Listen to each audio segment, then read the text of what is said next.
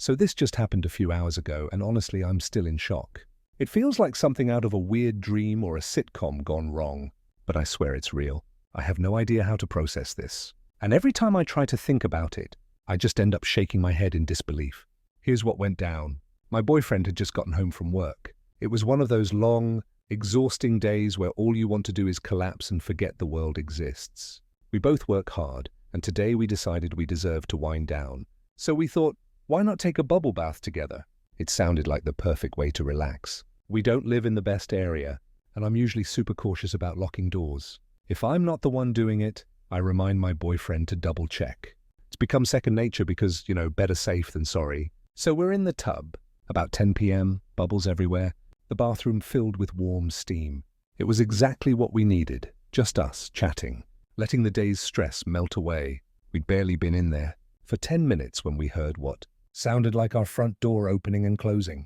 Now, living in an apartment complex means you hear all sorts of random noises, doors slamming, people walking up and down the stairs, that sort of thing. So at first we tried to convince ourselves it was just our neighbors. I remember the look on my boyfriend's face, and we exchanged these hushed, anxious sentences like, was that our door? No way, right? It must be the neighbors. But the more we listened, the more we realized, oh my God, that was our door. Before I could even react, the bathroom door, our bathroom door, started sliding open. And there, peeking in, was the head of someone I'd never seen before. I swear to God, my heart stopped for a second. My brain was just refusing to accept what was happening. We're naked in the tub, completely vulnerable. And there's this stranger just standing there looking at us. We freaked out, obviously. We started yelling. I don't even remember exactly what we shouted. It was just this instinctive, primal reaction to the fact that a stranger had invaded our space. And then, as if things couldn't get any more surreal, this person just looked at us, raised their hand and flipped us off. Yes, you heard that right. This random person had the audacity to give us the finger and then just turned around and left the bathroom like it was no big deal. That's when my boyfriend snapped into action. He jumped out of the tub, completely butt naked, grabbed something to cover himself, and started chasing after them. I just stayed in the tub, frozen, because what else could I do? I was too stunned to move. Part of me was still trying to process that this was real life, and not some bizarre dream. My boyfriend managed to chase the person to the front door, and when they got there, they turned around, gave him the finger again and said, "Fuck you." I can't even explain how ridiculous the whole situation was. My boyfriend was standing there, dripping wet, completely naked, and this person was standing just outside our apartment like they didn't have a care in the world. Now this is where things get even more complicated. It was clear that this person was disabled. There was just something about the way they spoke and moved that made it obvious they weren't fully aware of the situation or its seriousness. My boyfriend didn't know what to do at that point. Here's this person, clearly not in full control of their actions, and he's naked and vulnerable. So he just shut the door and locked it. We were both shaken. We sat there for a moment, just staring at each other, completely baffled. Like, what had just happened? Did that really just happen? The adrenaline was pumping and neither of us knew how to react. Eventually, we got out of the tub, got dressed, and tried to make sense of the situation. We decided to go outside and see if this person was still around. Not that we knew what we would do if we found them, but we were just so confused and in shock. We walked down a few buildings and sure enough, we spotted them in their apartment, just sitting by the window. It seemed like they lived a few doors down from us, probably with a caregiver. Seeing them there, back in their space, didn't make the situation any less unsettling. It was a reminder that we had no idea what had just happened or why. We hadn't done anything to provoke this. They just wandered into our home like it was no big deal. I couldn't help but think about all the what-ifs. What if we hadn't been home? What if we'd been asleep? What if this had happened to someone else who wasn't as understanding? I mean, we didn't call the cops because we could tell this person didn't fully grasp what they were doing. But still, it's terrifying to think about how easily someone got into our apartment, how vulnerable we were, and how much worse it could have been. After talking it over, I suggested we let the apartment manager know what happened and maybe even talk to their caregiver. I mean, they need to know, right? What if this person lets themselves into someone else's apartment? What if next time the person inside isn't as patient or understanding as we were?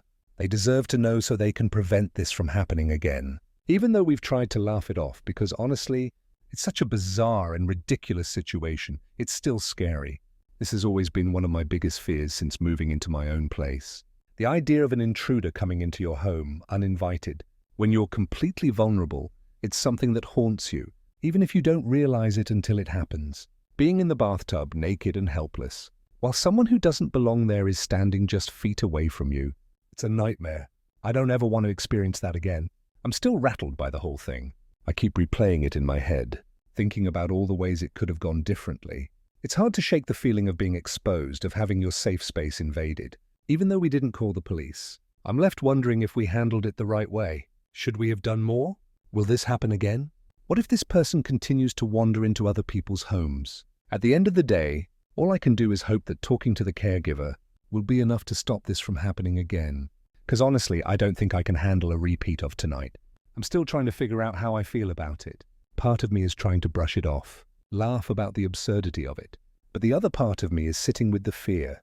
We've always thought of our home as our sanctuary. It's supposed to be our safe space, where we can relax and feel protected from the outside world.